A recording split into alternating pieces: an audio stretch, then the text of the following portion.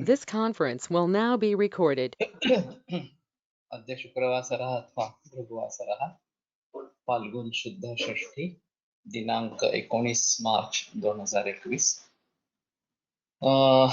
मधुनन्दन मधुकोष्टिका उपशय शंखं चक्रं जलरुकान् दहदन्तघटं चारुदोर्भिश्चतुर्भिः सूक्ष्मस्वच्छातिहृद्यांशुककटिविलसन् मौलिमं भोजनेत्रं कालाम्भोदोज्ज्वलाङ्गं कटितटविलसच्चारुपीताम्बराढ्यं वन्दे धन्वन्तरिं तं निखिलगतवनः प्रौढदावाग्निलीलम् प्रौढदावाग्निलीलम् ब्रह्मणो हि समारब्धा मात्रेयाद्येषु पूजिताम् अस्मदाचार्यपर्यन्तां वन्दे गुरुपरम्पराम् वेदऋतं वन्दे माधवाख्यं महागुरुम् आयुर्वेदामृतं सर्वं शिष्येभ्यो यः प्रदत्तवान् द्रष्टा ज्ञानी दृष्टकर्मा कृतकर्मा तथैव च अध्यापको विषक्श्रेष्ठो महान् संशोधकस्तथा गुणैरेतैः समुदितैः यत्कार्यं प्रतनोति सः समृद्ध्यर्थं हि कार्यस्य वयं नु प्रयतामहे सरस्वत्यै नमो यस्याः प्रसादात् पुण्यकर्मभिः बुद्धिदर्पणसङ्क्रान्तं जगदध्यक्षमीक्षते आत्रेयं प्रथमं वन्दे आयुर्वेदजगद्गुरुम् आयुर्वेदामृतं सर्वं गृहीत्वा हि सुरेश्वरात् अग्निवेशादिकेभ्यो यत्परेच्छत् सत्तमः प्रथमं तन्त्रकर्तारम् अग्निवेशं नमाम्यहम्। ॐ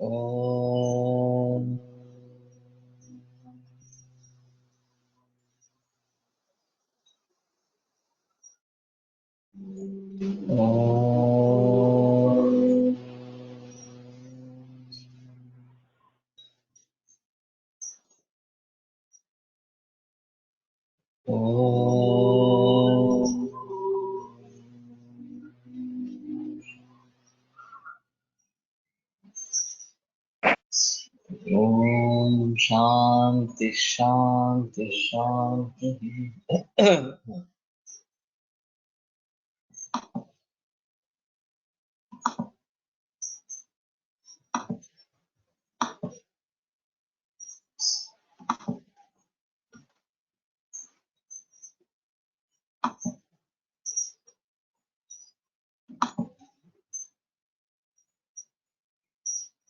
हेतु व्याधि विपर्यस्त विपर्यस्तार्थकारिणाम् औषधान्न विहाराणाम् उपयोगं सुखावहम् विद्यातुपक्षयं व्याधेः सहि सात्म्यमिति स्मृतः विपरीतोऽनुपशयो व्याध्यसात्म्याभिसंवृतः। उपशयमा हेतु व्याधि इत्यादि हेतुर्बाह्य आभ्यन्तरश्च व्याधिर्ज्वरादिः एतयोः हेतुव्याध्योः व्यस्तसमस्तयोः विपर्यस्ताः विपरीताः एतयोरेव व्यस्तसमस्तयोः विपर्यस्तार्थकारिणः निदान समाधान धर्मिणोऽपि प्रभावात् रोगप्रशमकारिणः एवं विधाय औषधान्न विहाराः भेषज आहार आचाराः तेषाम् उपयोगम् आचरणं सुखावहं सुखकरम् उपशयं विद्यात् उपशयाख्यं जानीयात् व्याधेः। तर्हि औषधान्न विहाराणां यहाँ हेतु व्याधि विपर्यस्त विपर्यस्तकारिणाम् औषधान्न विहाराणां यहाँ सुखावहः उपयोगः तं व्याधेः उपशयं विद्यात् तस्यैव पर्यायः सात्म्यम् इति। विपरीतः अनुपशयः व्याध्यसात्म्य अभिसंहितः इति। तो हेतु विपरीत व्याधि विपरीत हेतु व्याधि विपरीत और हेतु विपर्यस्तार्थकारी व्याधि विपर्यस्तकारी हेतु व्याधि विपर्यस्तार्थकारी ये छह जो औषध अन्न और विहार इनके उपयोग तो इसको अलग अलग करेंगे। सुखावह तो केवल तात्कालिक सुख देने वाले नहीं लेकिन सुख का अनुबंध निर्माण करने वाले दीर्घकालीन सुख देने वाले ये जो है व्याधि के साथ में इस प्रकार के बताए जाते हैं। ये विषय बताए जाते हैं उसकी उसी को व्याधि का साथ में इस प्रकार का कहते हैं और उसके विपरीत जो है वो अनुपशय कहलाता है और व्याधि असाध्य इस प्रकार से बताया जाता है। चरकेपि उक्तम सात्म्यार्थ ही उपशयार्थः। तो चरक ने भी कहा है कि सात्म्यार्थ ही उपशयार्थ इस प्रकार का है। ही शब्दः पादपूर्णे सुखावमिति सुखम रोग निवृत्ति लक्षणम यथा विपथि लोके भारापगः सुखिनः संवृत्ताः स्मः इति तत् सुखम आवहति सम्यक आयत्या अनुबंधेन च करोति इति स्वभाव। तो ये सुख लाने की जो प्रक्रिया है वो अच्छी तरीके से दीर्घकालीन और उसके सातत्य उसका बना रहता है। इति सुखावः एतेन सदा तृष्णा नवज्वरिणः शीतलजलपानं तत्काल सुखकरं नोपशयः इति तात्पर्यार्थः। सदा तृष्णा नवज्वरी, इसमें शीत जलपान तात्कालिक सुख देने वाला यद्यपि हो तथापि दीर्घकालीन वो सुख नहीं है, तो उसको उपशय नहीं कहेंगे। अत्र औषध अन्न विहाराणाम इति उपलक्षणम तेन देशकालोऽपि बोद्धव्यम्। औषध अन्न विहार ये उपलक्षण मानकर करना चाहिए। तो केवल वो ही अपेक्षित है ऐसा नहीं, देश और काल भी इसमें अपेक्षित इस प्रकार के है, क्योंकि मानस भाव वगैरह भी इसमें आवश्यक है। अतएव वृद्ध वाग्भटेन व्याध्यादि विपरीतम अभिधाय एतेन देशकालो व्याख्यात इति आख्यातम्। इसलिए वृद्ध वाग्भट ने अष्टांग संग्रह में एक ग्रंथ देखना चाहिए। व्याध्यादि विपरीत अभिधाय, उसमें सिर्फ व्याध्यादि विपरीत इस प्रकार का कहा गया है। तेन देश कालो में व्याख्यातम इति आख्यातम, इससे देश और काल ये भी बताया गया, ये बताया है। सुदांत सेनोपि आह सुखानुबंधो यो व्याधि हेतु व्याधि हेत्वादि विपरीत कहा। देशादिकश्चोपशय नेयोनुपशयो न था, नेयोनुपशयो न था। जो व्याध्यादि विपरीत का इस प्रकार का सुखानुबंध हेतु जो है, देशादिकश्च और देश वगैरह भी, उपशय नेय, उसको उपशय समझना चाहिए। अनुपशय अन्यथा, अनुपशय उसके विपरीत इस प्रकार का होता है। संक्षेपतस्तु लक्षणम औषधादि जनितः सुखानुबंधः उपशया इति। तो औषधादि जनित सुखानुबंध उपशय है, ये उसका संक्षेप में लक्षण है। सृक् चंदन वनिता आदि उपभोग जनित सुख निवृत्त्यर्थम औषधादि पदम। अनुबंध शब्दश्च अपथ्य जनित तदात्व सुख से व्यवच्छेदार्थः। तो माला धारण करेंगे, चंदन का लेप लगाएंगे, वनिता का उपभोग लेंगे, ये सब जो है उपभोग जनित सुख निवृत्त्यर्थ, तो इससे भी सुख होता है। तो व्याध्यादि विपरीत इस प्रकार का चाहिए, इसलिए औषध ये पद डाला है। अनुबंध शब्दश्च अपथ्य जनित तदात्मक सुख व्यवच्छेदार्थः। और अनुबंध से अपथ्य जनित तो तात्कालिक सुख मिलता है, उसका व्यवच्छेद करने के लिए है।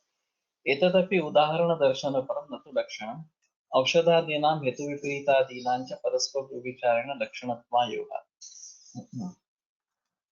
फिर भी ये उदाहरण पर इस प्रकार का ही है, ये लक्षण नहीं हो सकता। औषधादीनां हेतु विपरीतादीनां च परस्पर व्यभिचारेण लक्षणत्व अयोगात्।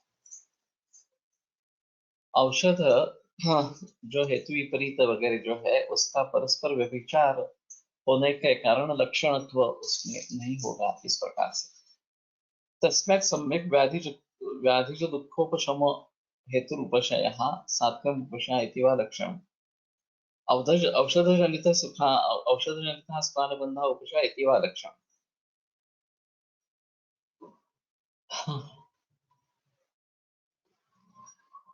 तो औषधादीनां हेतु विपरीतादीनां च परस्पर विचारेण लक्षणत्व अयोगात्, ये थोड़ा समझने की बात इस प्रकार की है कि औषधादि और हेतु विपरीतादि,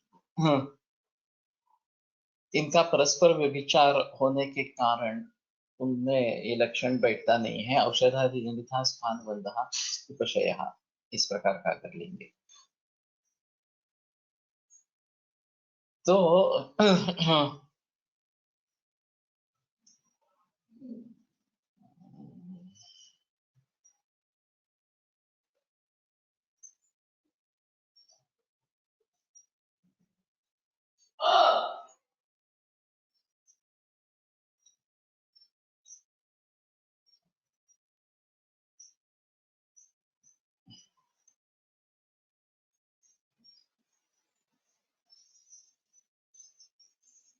इसमें एक अहम मुद्दा है, औषध वास्तव में हाँ, सब कुछ जानकर प्रयुक्त होना चाहिए। कि ये इस प्रकार का रोग है, ये दोष है, ये अवस्था है, इसलिए ये औषध मैं इस मात्रा में इस अनुपान से दे रहा हूँ जिससे इतने दोष का शमन हो जाएगा, शोधन हो जाएगा। अभी औषधादि जनित उपशय ये जब बताते हैं, औषध जनित उपशय ये जो बताते हैं, तो हमें पता चलता है कि हमने ऐसे ही मेडिसिन दे दिया, औषध दिया है, अब उससे ठीक लग रहा है तो हम समझेंगे कि हाँ, हमने जो प्रयोग किया है बराबर है, इस प्रकार से। अगर फायदा नहीं होता है या फिर नुकसान होता है, कुछ लक्षण बढ़ जाते हैं, अन्य लक्षण निर्माण हो जाते हैं, तो वो अनुपशय इस प्रकार का। तो इसमें औषध होना चाहिए नहीं होना चाहिए, ये एक अलग बात रहेगी। दूसरी, अन्न और विहार, आहार और विहार, ये जो बातें कही गई है, या देश और काल, ये जो बातें कही गई है, ये मरीज ने खुद ट्राई करने के लिए देखिए औषध के रूप में, या ये हो गए हैं और उससे पता चला अरे ये करने से मुझे फायदा मिला है, मुझे राहत मिली है, तो ये उपशय में बताया जाएगा इस प्रकार का। अभी ये जो बात व्यभिचार की कह रही है, तो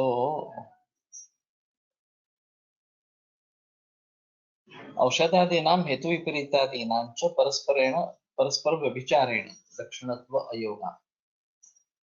ये मेरे ध्यान में फिर भी नहीं आ रहा है। कि हेतु विपरीत इस प्रकार का औषध है, अन्न है, आहार है, इस प्रकार का, और उससे उपशय होना चाहिए लेकिन हुआ नहीं, जो विचार हुआ यानी कि मतलब उससे उपशय होना चाहिए लेकिन हुआ नहीं, तो शायद ये बात बनती है कि हम सोच समझकर ये बात कर रहे हैं या सोच समझकर नहीं कर रहे हैं। तो सोच समझकर अगर ये बात होती है तो वो निश्चित रूप से उपशय इस प्रकार का होगा, लेकिन ये अगर उपशय नहीं होता है तो न्यूट्रल स्थिति होती है, नहीं तो अनुपशय हो जाता है। ये भी एक बात हम इस प्रकार की है, और फिर वो उपशय कहना कहने के लिए लायक इस प्रकार का नहीं रहेगा, व्यभिचार दर्शन उसमें होने के कारण। ये सबसे अहम मुद्दा है, खास करके विदेशों में जब हम प्रैक्टिस करते हैं तो वहाँ के खाने पीने के बारे में उतनी जानकारी नहीं होती, वहाँ के हवामान के बारे, उसके बदल के बारे में जानकारी नहीं होती, या फिर अन्य कोई देश हेतु, काल हेतु वगैरह के बारे में जानकारी नहीं होती है। तो अगर हम पूछेंगे कि किन चीजों से आपको अच्छा लगता है और दीर्घकाल अच्छा लगता है, और किन चीजों से आपकी तकलीफ बढ़ जाती है, तो ये अगर आपने ऑब्जर्व किया हो तो बताओ। जनरली ये लोग सेंसिटिव रहते हैं, ज्ञापक रहते हैं, और बताते हैं कि ये करने से मुझे तकलीफ बढ़ जाती है, ये करने से मुझे राहत मिलती है, इस प्रकार से। और नहीं है तो वो अनुभव लेने की कोशिश करेंगे और फिर आपको बताएंगे। तो ये हमारे लिए ज्यादा फायदेमंद इस प्रकार का है कि इससे इसको अंतशय इस प्रकार का आ रहा है या इससे इसको उपशम आ रहा है, तो कम से कम दोष के बारे में तो हम सोच सकते ही हैं कि शैत्य से मानो वृद्धि हो रही है तो वातक वो दोष होने का संभव ज्यादा है, शैत्य से राहत मिल रही है तो पित्त दोष होने की संभावना इस प्रकार की है। तो उनके अनुभवों के आधार पर हम कुछ अनुमान लगा सकते हैं कि इस दोष का प्राबल्य है, ये व्याधि हो सकता है, वगैरह वगैरह इस प्रकार से। और ये एक अच्छा उपाय रहता है कि उनको बता देना कि जिससे आपको तकलीफ होती है वो सब बातें छोड़ दो, और जिससे आपको रिलीफ मिल रहा है, राहत मिल रही है, वो बढ़ाने की कोशिश इस प्रकार से करो। तो उन्हीं से ये एक्सपीरियंसेस हम अगर जान लेंगे तो ज्यादा अच्छा इस प्रकार का है। यहाँ एक ऐसा हुआ था कि फोर्जिंग इंडस्ट्री वाले इंडस्ट्रियलिस्ट, उनको उनके मन में कुछ डाइवर्सिफिकेशन आया और उन्होंने आयुर्वेद और आईटी इस क्षेत्र में रिसर्च करने के लिए सोचा। तो उन्होंने कई लोगों को आमंत्रित किया, उन्होंने एक एजेंसी उसके लिए अपॉइंट की थी। तो उन्होंने काफी लोगों से परामर्श किया और एक मीटिंग हुई। उस समय मेरे नाम का सुझाव किसी ने नहीं दिया था, तो मैं उसमें शामिल नहीं था। लेकिन वो मीटिंग फ्रूटफुल नहीं रही। हाँ। और उसमें से कुछ नतीजा निकला नहीं।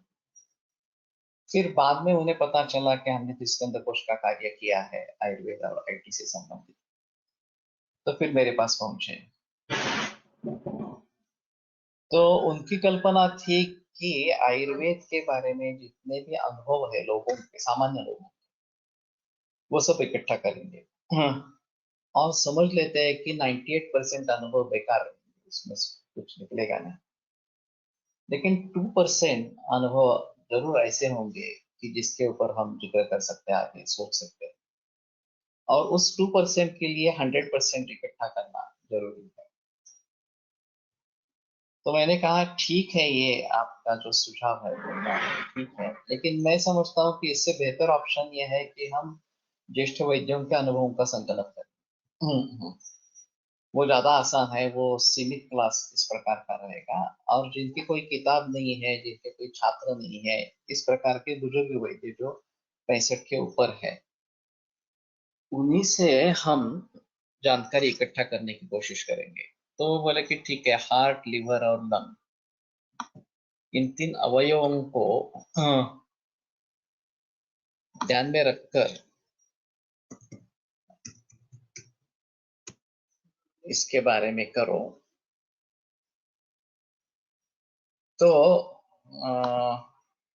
हमने एक क्वेश्चनर इस प्रकार की बनाई। ऑडिबल में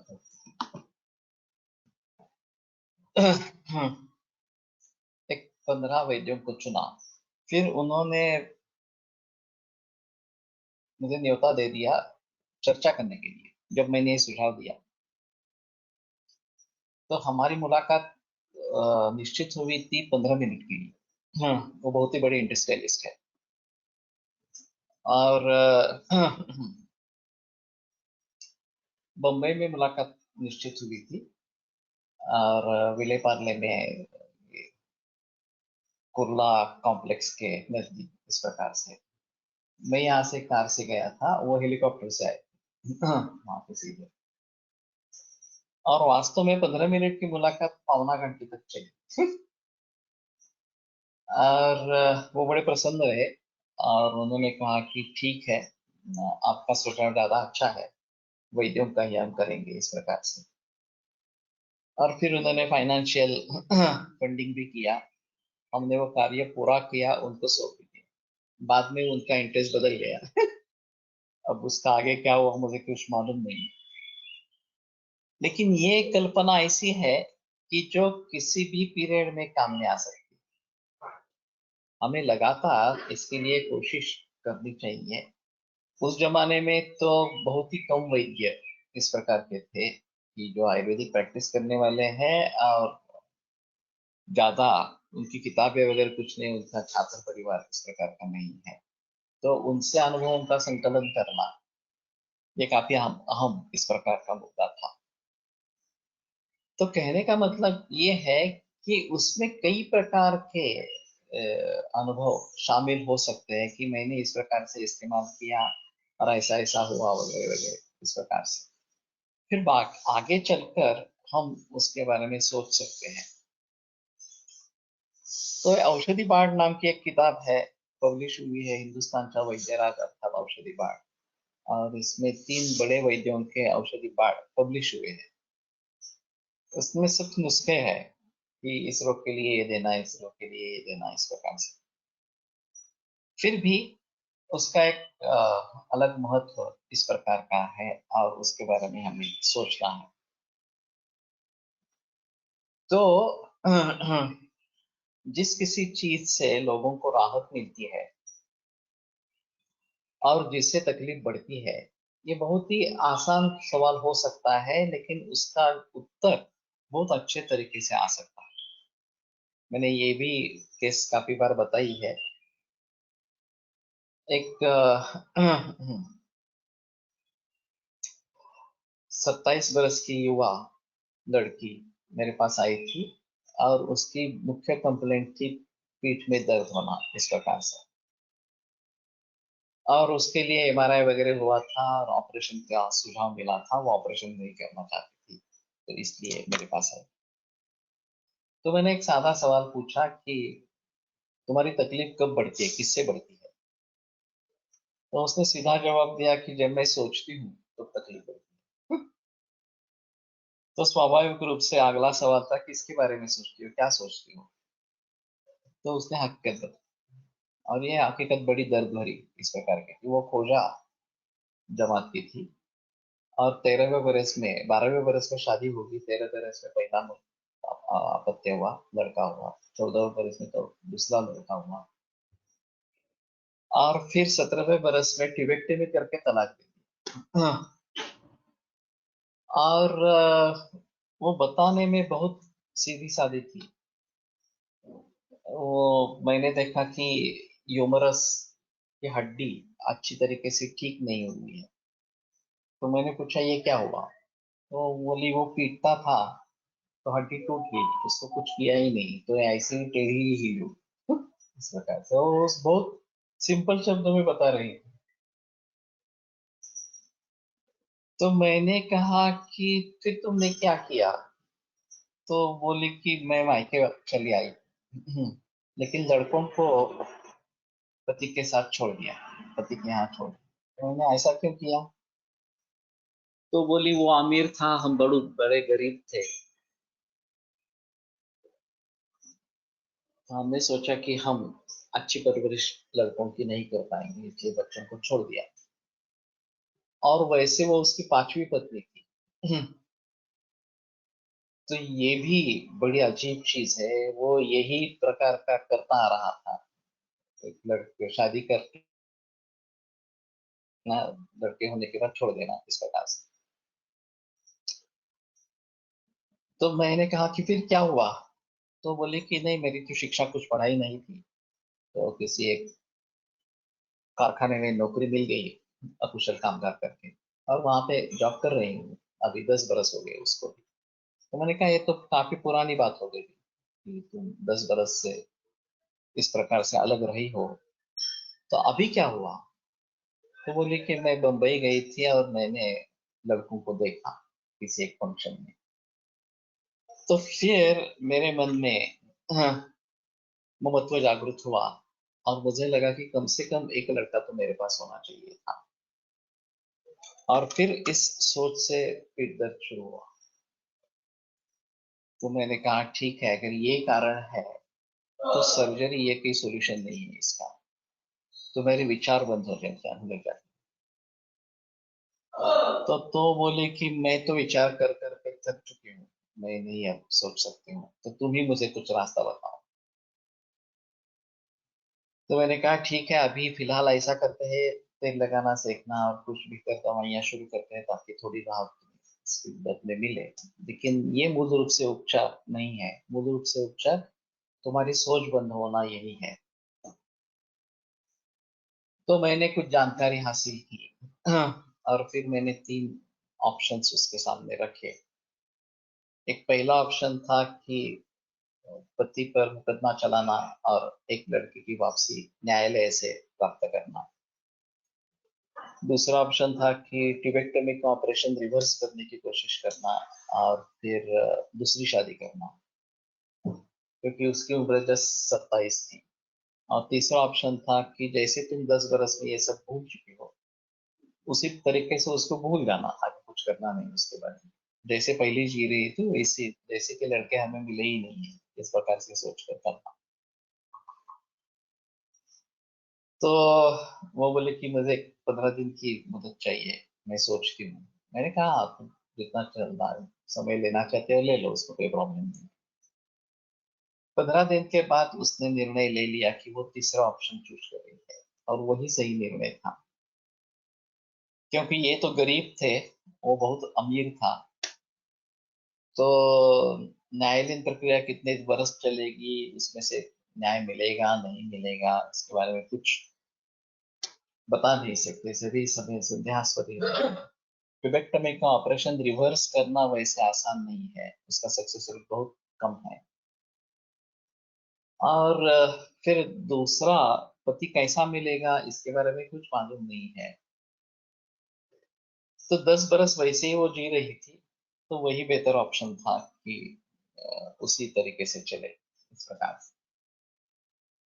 तो एक साधा सवाल कि किससे वेदना बढ़ती है, इसके जरिए इतना बड़ा जवाब मुझे मिल गया, और फिर उसमें से ये उत्तर भी मिला, और सचमुच उसने सोचना बंद कर दिया, और आगे कोई नौबत नहीं आई। न कि ऑपरेशन करने की जरूरत पड़ी, न कि पृष्ठ शुल्क की तकलीफ रही। अभी जो रोम के दर्द के लिए वो आती है फिर से, करीबन 30-35 बरस के बाद वो फिर से आने लगी क्लिनिक में। लेकिन ये बात अहम है कि अगर हमें किससे बढ़ोतरी होती है, किससे बढ़ जाता है, इसका पता चलता है, तो शायद उसके लिए हम चिकित्सा कुछ प्लान कर सकते हैं, उसके लिए हम कुछ सोच सकते हैं कि कैसे आगे बढ़ाएंगे। तो ये एक अहम मुद्दा इस प्रकार का रहेगा कि औषध, अन्न, विहार, देश, काल, या और भी कोई इस प्रकार से मानसिक कारण वगैरह वगैरह इस प्रकार से जो सुखानुबंध निर्माण करने वाला इस प्रकार का है, वो उपशय कहलाएगा, और उसके विपरीत जो है अनुपशय कहलाएगा। अब एनाल्जेसिक्स लेने से उपशय मिलता है कुछ घंटों तक इस प्रकार से, ये वैसे उसको हम उपशय कहेंगे या नहीं कहेंगे, ये एक बड़ी समस्या है, क्योंकि इससे मूल रूप से रोग की शांति तो नहीं होती है, रोग में राहत नहीं आती है, दोष में राहत नहीं आती। तो औषध यानी कि आयुर्वेदिक मेडिसिन भी उसमें ले सकते हैं, लेकिन औषध कब रहेगा, आहार कब बनेगा, इसके बारे में बताना मुश्किल इस प्रकार का होता है। मैंने लंघन किया और उससे मुझे राहत मिली, ये भी बात हो सकती है। हाँ। तो जिस किसी चीज से हमें राहत मिलती है, उसका प्रयोग करना है, उसको उपशय के रूप में समझ लेना चाहिए।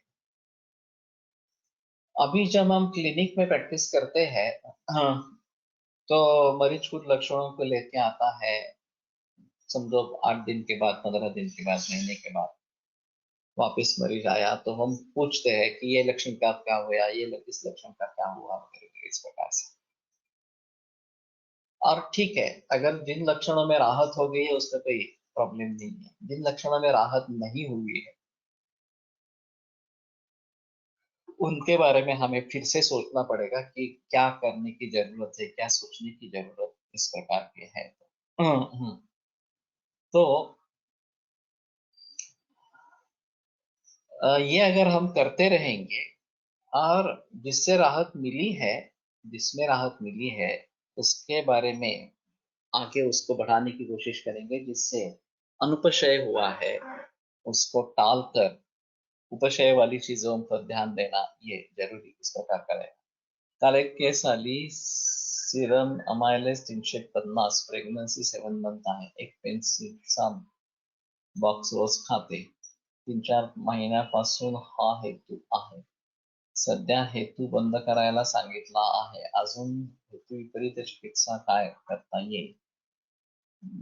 मृतभक्षण पांडू मध्ये स्नेहपान आणि विरेचन आले आहे, पण गर्भिणी मध्ये हे नहीं करता येणार।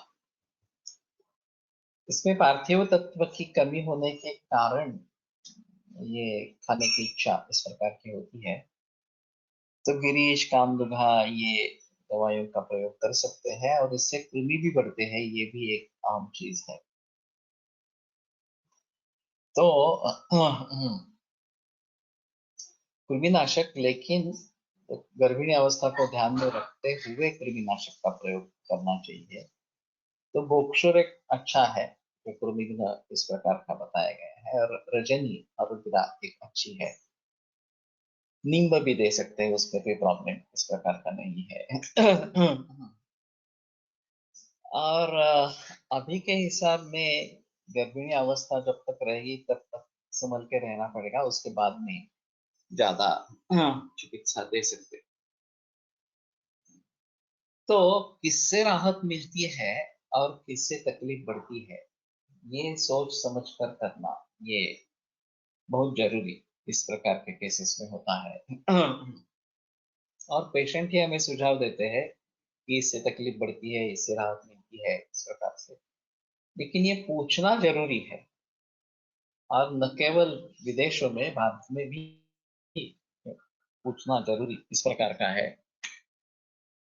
तभी पता चलेगा। और साइकोसोमॅटिक केसेस मध्ये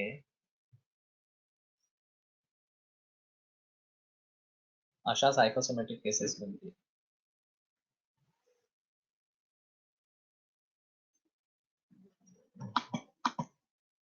होमिओपॅथीचे शी जोड मिळाली तर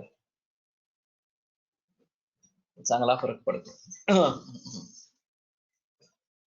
ये सही है, लेकिन मैं ढूंढ रहा हूँ कि आयुर्वेद से ही हमें इसके बारे में पता चले। फ्लावर रेमेडीज जैसे आयुर्वेद में हमें कुछ ढूंढना है, और ये भावनाओं का जो संबंध है उसके बारे में दवाइयां देकर भावनाओं पर नियंत्रण, ये जो अभी एलोपैथी कर रही है साइकोटिक ड्रग्स के, या पुष्पौषधि से लोग करते हैं और फायदा भी मिलता है, उसी प्रकार का हम आयुर्वेद में ढूंढ सकेंगे, प्रचलन में ला सकेंगे, ऐसा मेरा मंतव्य है। लेकिन इसमें काफी रिसर्च करना पड़ेगा, आसान इतना नहीं है। और बाख ने ये जो फ्लावर रेमेडीज के बारे में जिक्र किया और वो प्रचलन में लाया, उसका बेस किस प्रकार से है, पंच तन्मात्र पंचमहाभूत, इसके आधार पर ये करना है। और अर्क प्रकाश करके एक किताब है, पब्लिश्ड है, उसमें बहुत सारे वनस्पतियों के अर्क के बारे में और उसके उपयोग के बारे में बताया गया है। शायद उसकी सहायता शुरू में ले ले। और ये विभिन्न सुगंधित द्रव्य जो है उसके बारे में कैसे सोचेंगे कि कहाँ, किस मूड में किसका काम भली भांति होगा, इस प्रकार से। तो ये दवाइयों के जरिए हम इसके बारे में कुछ सोच सकेंगे। तो ठीक है, जिस किसी भी तरीके से अगर राहत मिलती है तो उसको कंटिन्यू करना है, ये एक महत्वपूर्ण इस प्रकार का रहेगा, मुद्दा रहेगा।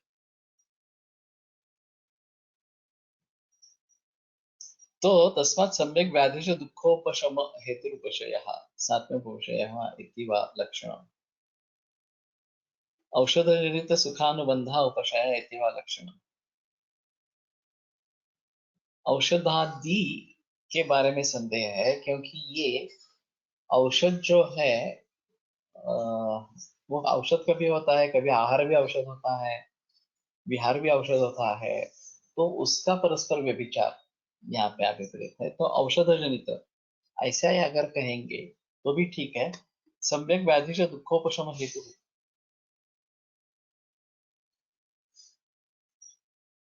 तो ये सम्यक पद पहले क्यों डाला, ये भी जरा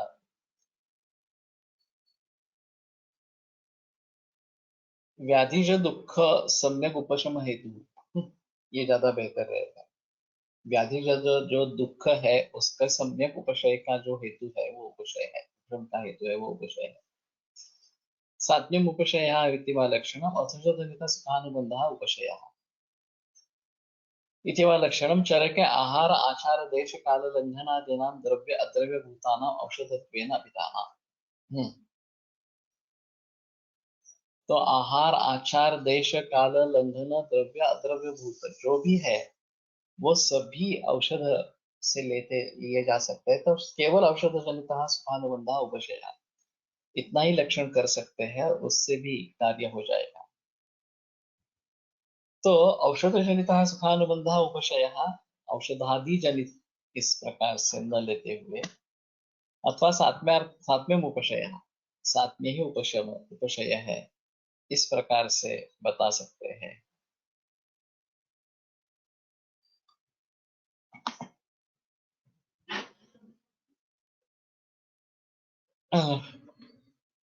अथ येषाम् उदाहरणम्।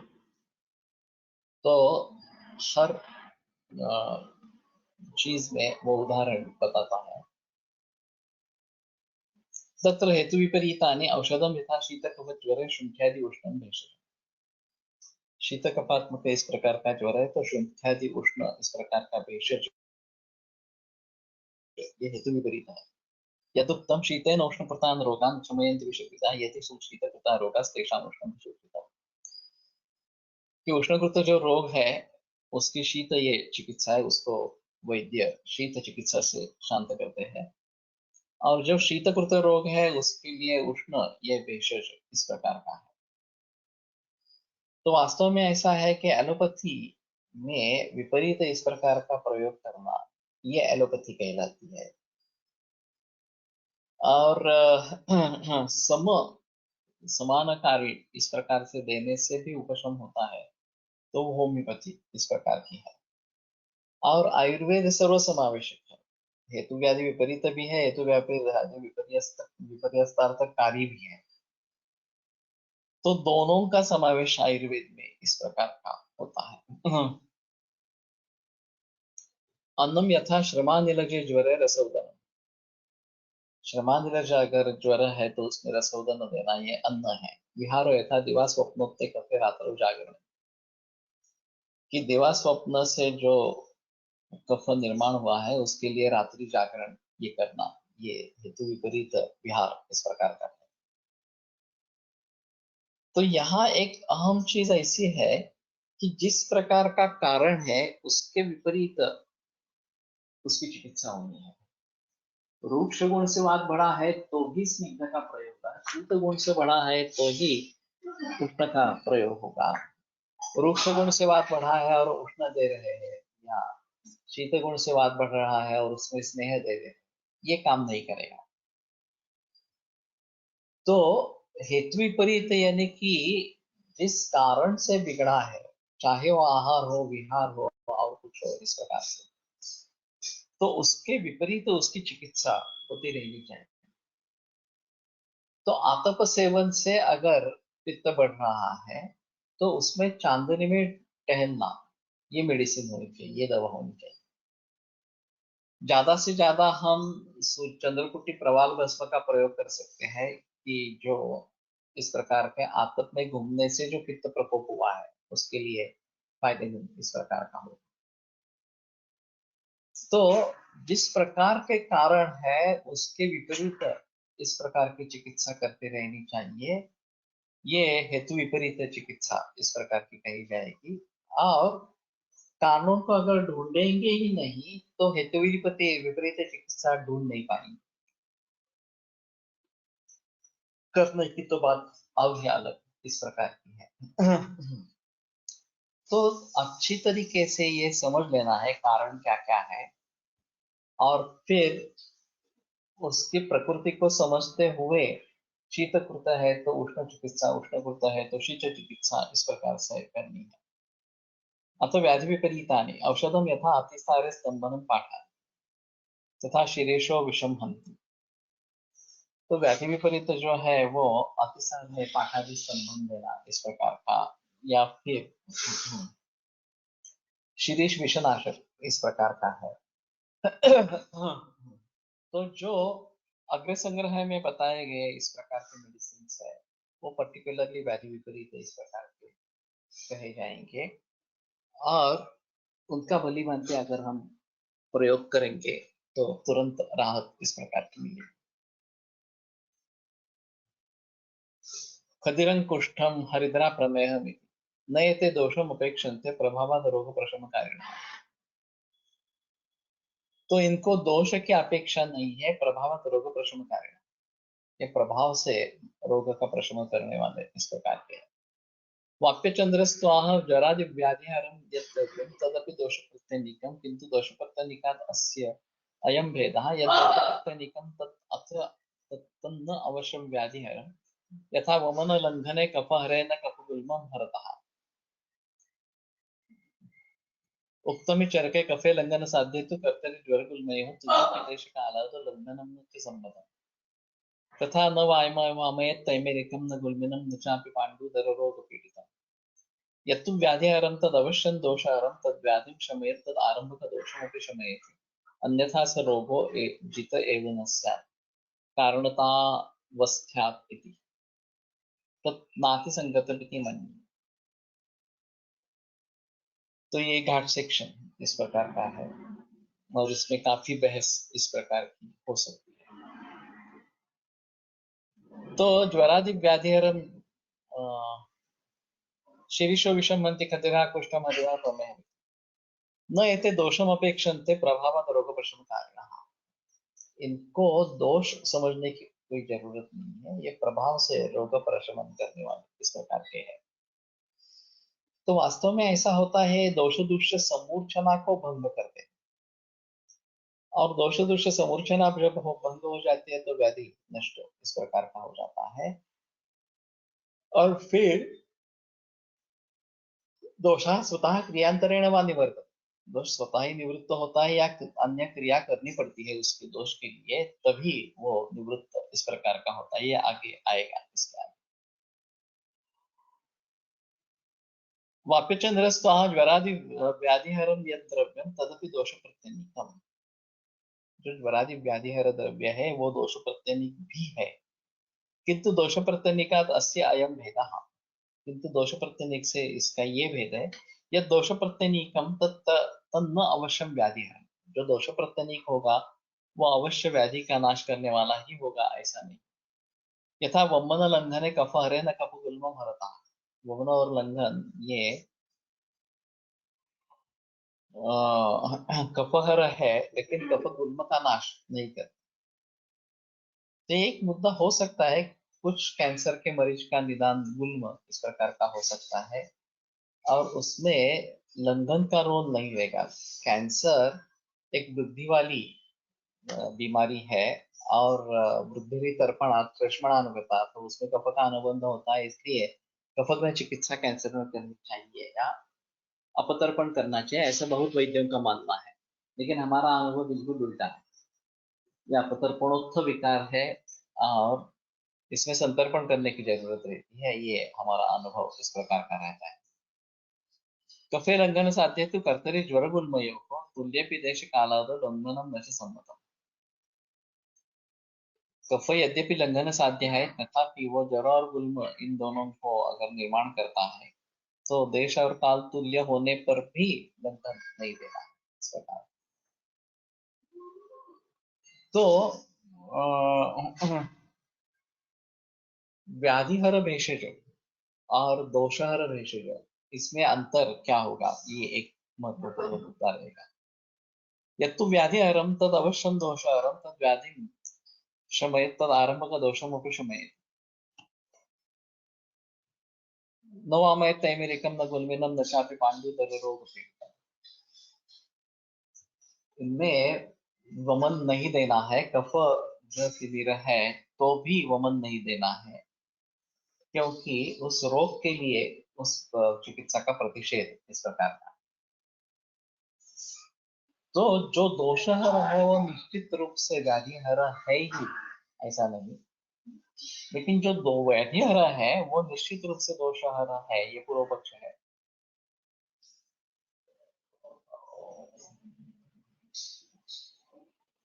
यत्तु व्याधिहरं तद अवश्यं दोषहरं तद व्याधिं शमयेत् तदारंभक दोषमपि शमयेत्। वो व्याधि का शमन करके उसका आरंभ का जो दोष है उसका भी शमन करता है। अन्यथा स रोग जित एव न स्यात्। अगर ये ऐसी स्थिति नहीं होती तो उस रोग के ऊपर काबू ही नहीं आ जाएगा, उसकी जीत, उसके ऊपर जीत भी नहीं होगी। कारणतावस्था, क्योंकि उसका जो मूल कारण दोष है वो वहीं पे रहा है, सिर्फ व्याधि का नाश हुआ है। तो व्याधि पूरे तरीके से जीता गया ये नहीं होगा। तो नाति संगत विधि नहीं, तो ये ज्यादा संगत नहीं है। यथा दोषा तत्र समवायी निमित्तम वा, दोष वहां पे क्या है, समवायी कारण है या निमित्त कारण है। न च समवायी निमित्ता भाव प्रयुक्तो नियमेन कार्याभाव, किंतु असमवाय भाव प्रयुक्तो भी। केवल समवाय और निमित्ता भाव से नियमेन कार्याभाव इस प्रकार का होता है, ऐसा नहीं। असमवाय निमित्ता भाव प्रयुक्तो भी, असमवाय कारण का अगर नाश करेंगे, उसका अभाव हो जाएगा, तो भी कार्य का नाश इस प्रकार का हो जाएगा।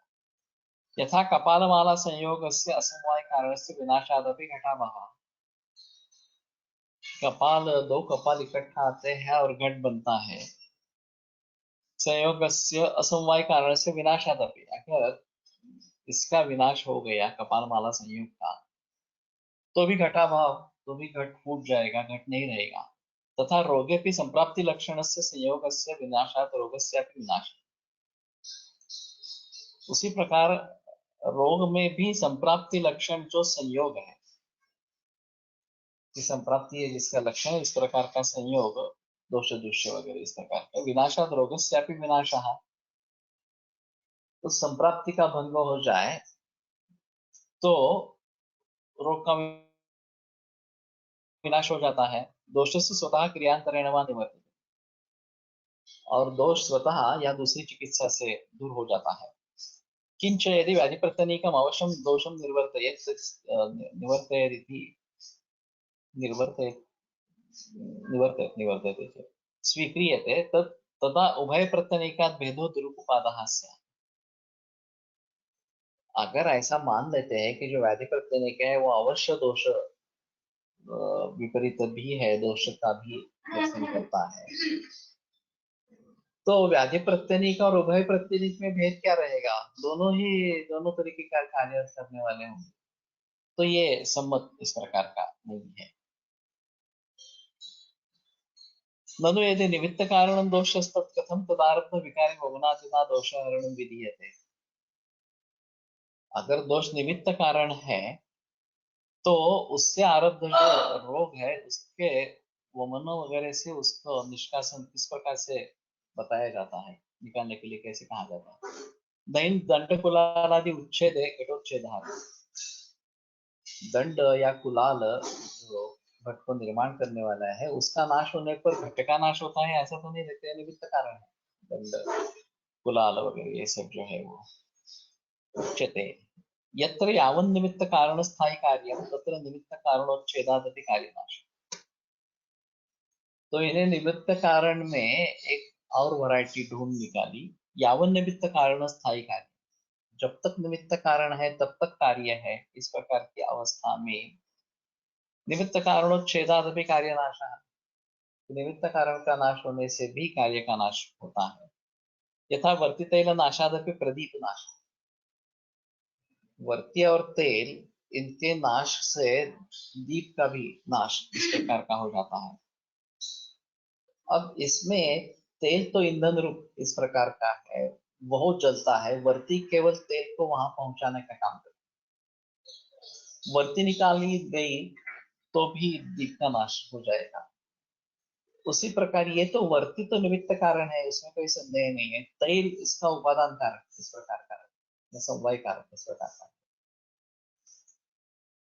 तो एक समवाय कारण, एक निमित्त कारण, दोनों के नाश से कार्य का नाश हो रहा है इस प्रकार से। तो यावत स्थायी निमित्त, ये एक अलग वैरायटी है कि जब तक निमित्त कारण है तब तक कार्य वहां पे उपस्थित रहेगा, कार्य का नाश नहीं होगा। इस प्रकार का अगर कारण है तो निमित्त कारण से भी, निमित्त कारण के नाश से भी कार्य का नाश इस प्रकार का हो जाएगा। तो यावत स्थायी निमित्त इस प्रकार से तथा भूताश्च दोषाः प्रायशः इति। तो उस प्रकार के दोष प्रायः है। अब जब ये टीकाकार इसके बारे में प्रायशः कह देता है, तो बाकी लोगों के बारे में क्या सोचना? तो दोष और व्याधि में संबंध है क्या? ये बड़ा सवाल है। अभी इनकी जो सोचने की चौखट बताई गई है, उस चौखट में समवाय असमवाय निमित्त इतने तीन ही कारण बताए गए, उसके अलग कोई कारण नहीं है। और समवाय असमवाय कारण के नाश से कार्य का नाश होता है, उसमें संदेह नहीं है। फिर भी निमित्त कारण से भी कार्य का नाश हो सकता है। यावत स्थायी निमित्त इस प्रकार का अगर कारण हो, निमित्त कारण हो, तब तक कार्य रहता है, जैसे वर्ती है यहाँ पे। उस प्रकार से अगर होगे तो हम सोच सकेंगे कि ये निमित्त कारण, दोष निमित्त कारण भी हो सकते हैं। और प्रायशः दोषा तथा विधा, दोष उसी प्रकार के प्रायः हैं। अभी ये जो वर्गीकरण है कारणों का, समवाय असमवाय निमित्त इस प्रकार का, उस वर्गीकरण में किसी न किसी तरीके से दोष व्याधि रूप कार्य के कारण होने चाहिए। समवाय होने चाहिए, असमवाय होने चाहिए, निमित्त होने चाहिए, किसी न किसी तरीके से ये देखना पड़ेगा।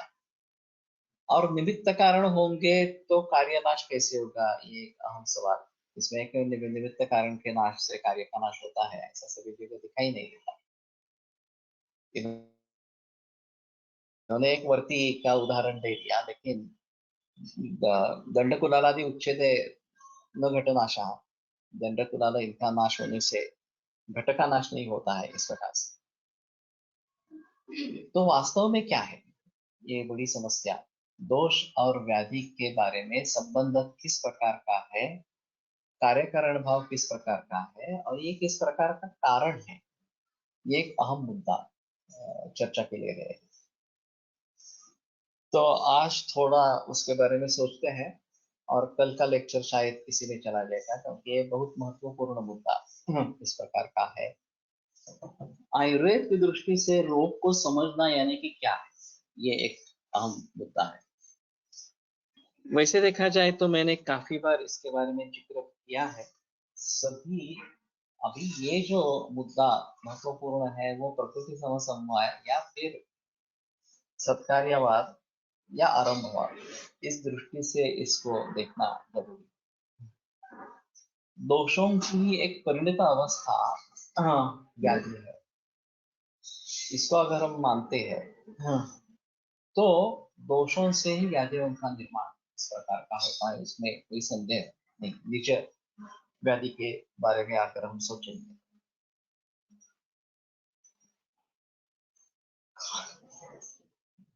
अब दोषों का नाश करने से व्याधि का नाश होता है, ये बहुत सारे मरीजों में विशेषण तो हमें ज्वरा सारा इस प्रकार की कफे विद्या संयोग इस प्रकार के सूत्र आते हैं, वो मन देते हैं और उससे फायदा भी मिलता है, उसमें कोई संदेह नहीं। तो कारण नाशा कार्य नाशा ये दिखाई देता है। अगर हम समझ रहे कि दोष समवाय कारण इस प्रकार के हैं, तो उसको हम इस प्रकार से समझ सकते हैं।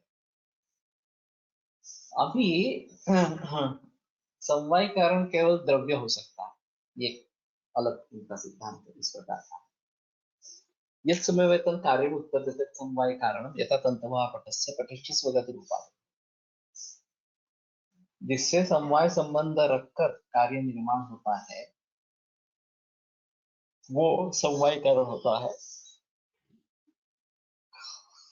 जैसे कि तंतवः पटस्य, तंतु पट का कारण है, पटस्थ स्वगत रूपादय है, और पट जो है वो उसका जो रूप है उसका कारण, इस प्रकार का। अब फिलहाल रोग है क्या? तो रोग वास्तव में लक्षण समुच्चय है। अब जैसे कि हमने पहले बहस की है कि ये लक्षण रोगों के कार्य इस प्रकार के, तो वास्तव में दोष से रोग उत्पन्न होता है, व्याधि जन्म होता है, और फिर उसके आगे उस व्याधि के कार्य के स्वरूप में लक्षण इस प्रकार के आते हैं। अब वास्तव में ये एक अलग एंटिटी है ही नहीं रोग। एक लक्षण समुच्चय पैदा होता है, उसके जरिए हम उसको ये रोग है इस प्रकार का मानते हैं। ऐसी स्थिति है बुद्धिस्थित पदार्थ। इस प्रकार का लक्षण समुच्चय होगा तो ज्वर कहेंगे, इस प्रकार लक्षण समुच्चय होगा तो आप साफ कहेंगे वगैरह वगैरह, इस प्रकार से बातें की जाए। और इनकी सिस्टम में देखा जाए तो दोष द्रव्य है, इसमें कोई संदेह नहीं है। तो उससे एक व्याधि रूप कार्य निर्माण होता है, और उस व्याधि रूप कार्य से आगे लक्षण रूप कार्य ये निर्माण होता रहता है। अब व्याधि क्या है? व्याधि को हम द्रव्य में नहीं गिन सकते, ये बात सही है। अगर यह हमारा ज्ञान है तो ये बुद्धि है, आत्मगुण है, गुण है। अंतिमतः ये क्या होगा? तो गुण होगा इस प्रकार का। अभी संयोग ये गुण है, और संयोग से पट बनता है, तंतु संयोग से पट बनता है। तो ये असमवाय कारण इस प्रकार का। कार्येण कारणेन वाच एकस्मिन् स्थाने समवेत कारणम असमवाय कारण, ये जो बात तर्क संग्रह में बताई गई है। तथा तंतु संयोग पटस्य तंतु रूपम पटगत रूपस्य। तंतु संयोग ये पट का कारण है, और तंतु रूप पट रूप का कारण इस प्रकार का है। जिस रंग के तंतु होंगे उसी रंग का पट इस प्रकार का बनेगा। तो असमवाय कारण ये भी एक हो सकता है दोष के बारे में, अब अगर हम सोचेंगे। और यहाँ दोष दृश्य समूर्छना ये एक संयोग है, जो कारण रहेगा कार्य का, व्याधि का कार्य का कारण रहेगा, और व्याधि कारण रहेगा लक्षणों का इस प्रकार से। तो परंपरा से दोष दृश्य समूर्छना रूप संयोग ये व्याधि का कारण रहेगा, यानी कि उसके जो लक्षण है उसका कारण इस प्रकार का बनेगा। असम असमवाय कारण आणि निमित्त कारण यात काय फरक, यात काय फरक है? तो पहले हम ऐसा करेंगे कि जो तर्क संग्रह के मूलभूत उदाहरण है वो समझने की कोशिश करेंगे कि कोई एक कार्य बनता है तो उसमें किन किन चीजों की आवश्यकता होती है। ये तंतु और पट, या मृत कपाल और घट, इन उदाहरणों से आरंभ करते हैं, और फिर बाकी उदाहरण भी इसमें सोच लेते हैं कि कैसे कैसे क्या क्या बनते हैं, पदार्थ किस प्रकार से बनते हैं, कार्य किस प्रकार से निर्माण होते रहते हैं, और उसमें कारण क्या क्या होते हैं, ये समझने की कोशिश करेंगे। और फिर रोग की तरफ उतर आएंगे कि रोग ये कार्य हम किस प्रकार से समझेंगे। तो ये सभी एब्स्ट्रैक्ट है थोड़ा सा, और समझना काफी मुश्किल इस प्रकार का है।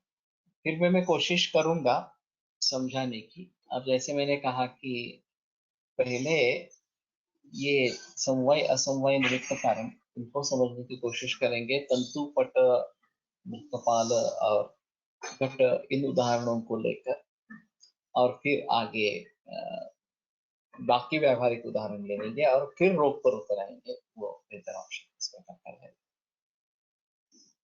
आयुर्वेद प्रकांडो निगदितैः शल्यतंत्र प्रधानः शिष्टेभ्यः शाश्वतोऽयं निखिलजनकृपा व्याप्तचित्तेन येन आयुर्वेदस्य वाञ्छन् पुनरपि भुवने ताञ्च सुष्ठु प्रतिष्ठां श्रेष्ठं धन्वन्तरिं तं प्रणमति च सदा वैद्यवर्गो हि नूनम् वैद्यवर्गो हि नूनम्। ॐ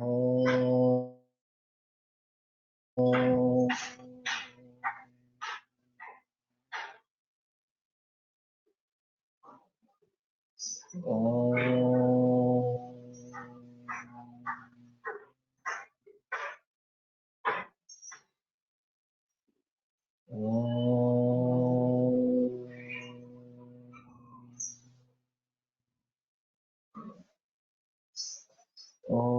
शांति शांति शांति।